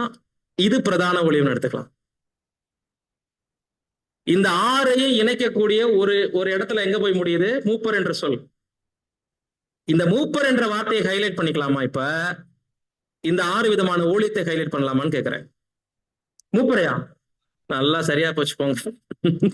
விடிய விடிய ஏதோ சொல்லுவாங்க பழமொழி. அப்ப மூப்பரையே ஹைலைட் பண்ணிட்டு உட்கார்ந்து இருக்கணும். ஊழியங்களை, திறமை, தாளந்தையும் பார்க்காதீங்கன்னு முடிக்கிறார் பிரதர் கடைசியா. ரொம்ப நன்றி பிரதர். ஊழியங்களை பாருங்க, அப்பதான் திறமைகள்லையும் தாளந்துகளையும் ஊழியர்களை எலெக்ட் பண்ணுவீங்கன்னு சொன்னா, கடைசியா போய் மறுபடியும் மூப்பரை பாக்குறேன்றீங்கன்னா அப்ப மூப்பரையே பார்த்துட்டு இருக்க வேண்டியதான். புரியுதுங்களா? மூப்பர் என்பது வளர்ச்சி நிலை மட்டும்தாங்க, அது ஒரு கேட்டகரி, ஊழியமே கிடையாது. முதல்ல அந்த அண்டர்ஸ்டாண்டிங் வாங்க. மூப்பர் என்பது ஒரு ஊழியம் அல்ல, வளர்ச்சி நிலை, தகுதிகள் தாளந்துல வளர்ந்த நிலை, சத்திய வசனத்துல பிரயாசப்படக்கூடிய நிலை. இப்படிப்பட்டவங்க ஆண்டவர் இயேசு கிறிஸ்துவினுடைய சாயலுக்கு பிரயாசப்படுறவங்க சபையில எலெக்ட் பண்ணுங்க. எலெக்ட் பண்ணி இப்படிப்பட்ட ஊழியங்களை கொடுங்கிறாங்க. இப்ப அப்போஸ்தல ஊழியம் நம்ம மத்தியில இல்ல, பட் மத்த 5 ஊழியங்கள் இருக்கு. தீர்க்கதரிசியும் கூட லைவா இல்ல, பட் வசனத்தை வியாக்கியானம் பண்ணக்கூடியவங்க யாருதான்? தீர்க்கதரிசிகள் இல்லைங்களா? பாருங்க, ஃபைனலா ஒரு ஸ்லைடு வாசிக்கிறேன். 308ஆம் பக்கம் 6th வால்யூம்ல, மூப்பர் என்கின்ற வார்த்தையின் பொருளை புரிந்து கொள்ளும் போது சத்தியத்தின் ஆவிக்குரிய ஊழியங்கள் செய்கின்ற அனைவரையும் வேதாகமம் மூப்பர்கள் என்று அழைப்பது சரியானதே என்றும், அப்படி இல்லாத பட்சத்தில் அவர்கள் ஒரு அப்போஸ்தலராக அல்லது தீர்க்கதரிசியாக அல்லது சுவிசேஷகராக அல்லது ஒரு போதகராக, மேய்ப்பராக பணியாற்றி கொண்டிருப்பார் என்றும் உணர்கிறோம். இந்த ஊழியங்களில் ஏதாவது ஒன்றை ஒருவர் செய்வதற்கு அவர் சபையால் மூப்பர் என்று அங்கீகரிக்கப்பட்டிருக்க வேண்டும். இவ்விதமாக அப்போஸ்தலர்கள் தங்களை மூப்பர்கள் என்று அறிக்கையிட்டார்கள். அவ்வளவுதான். வேதாகமம் பரவலாக ஊழியர்களை எவ்வாறெல்லாம் வர்ணிக்குது? சுவிசேஷகர்கள், போதகர்கள், அதான் ஆதார வசனம். அவர் சிலரை அப்போஸ்தலராக, தீர்க்கதரிசிகளாக, சுவிசேஷகராக, மெய்ப்பராக, கண்காணிகளாக ஏற்படுத்தினார். இடையில இந்த மூப்பருங்கிற வார்த்தை பயன்படுத்தப்பட்டது முதிர்ச்சியை குறிக்குது, தெளிவை குறிக்குது, மன நிறைவை குறிக்குது, அவங்களுடைய வளர்ச்சி பாதையை குறிக்குது. மூப்பருங்கிற வார்த்தை இன்னைக்கு பிடிச்சுக்கிட்டாங்க. அந்த மூப்பர்னா என்ன, அவர் செய்யற ஊழியங்கள் என்ன, அதை ஃபர்ஸ்ட் சொல்லணும் இல்லைங்களா? அப்ப குறிப்பாக அன்பான சகோதர சகோதரிகளே, முக்கியமா திறமை தாளந்துகள் குறைவானவர்களை அதைரியப்படுத்துறதும் கிடையாது வேதாகமம்ங்கிறதை இதுல நம்ம கண்டுபிடிச்சிருக்கோம். அதாவது இவ்வளவு ஊழியங்கள் வேணும், அதே நேரத்துல தாளந்து இல்லாதவர்களை எலெக்ட் பண்ணா அவங்களை என்ன செய்யணுங்கிறத அங்க சொல்லியிருக்கிறாரு. அப்படிப்பட்டவங்க புத்தி சொல்லுகிற ஊழியத்தை கூட செய்யுங்க, பட் அதுக்கும் மனத்தெளிவு ரொம்ப முக்கியம். வேதாகமத்துல சத்திய தெளிவு ரொம்ப ரொம்ப முக்கியம். பட் எந்த சூழல்ல கொடுத்திருக்கிறாரு அது ரொம்ப முக்கியம். போதகர்களே இல்லாத சபைகள்ல பக்தி விருத்திக்கு ஏதுவான வளர்ச்சியை கொண்டு வருவதற்கு தாளந்தே இல்லாத இடத்துலதான் போதிக்கிற தகுதி இல்லாதவர்களை எடுத்து வச்சுக்கிட்டு கடமைக்கு சபையை நடத்துங்கன்னு முடிக்கிறாரு. இப்ப நம்ம என்ன பண்ணிடுறோம், சில நேரங்கள்ல எது தர்ம சங்கடமான சூழல்ல கொடுக்கப்பட்ட ஆலோசனையோ அதை உயர்வா சில நேரங்கள்ல எடுத்துக்கிறோம். ரொம்ப ரொம்ப ராங். அப்படின்னா மேல 6 ஊழியங்களை பத்தி அவர் பேசியிருக்க கூடாது. கரெக்டுங்களா? ஊழியங்கள், திறமைகள், தாளந்துகள் தேவையில்லை.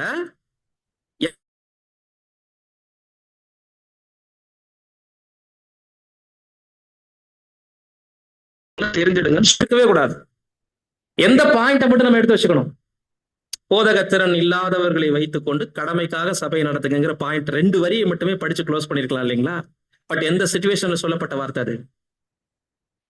எவருமே கிடைக்காவிடில் ஜெபம் பண்ணுங்க, கர்த்தர் எழும்பணுங்கிறதுக்காண்டி ஜெபம் பண்ணுங்க, அப்படிப்பட்ட ஊழியர்களை எழுப்புறதுக்காக. கிடைக்கலைன்னா கடமைக்காக சபை நடத்துங்கன்றார்.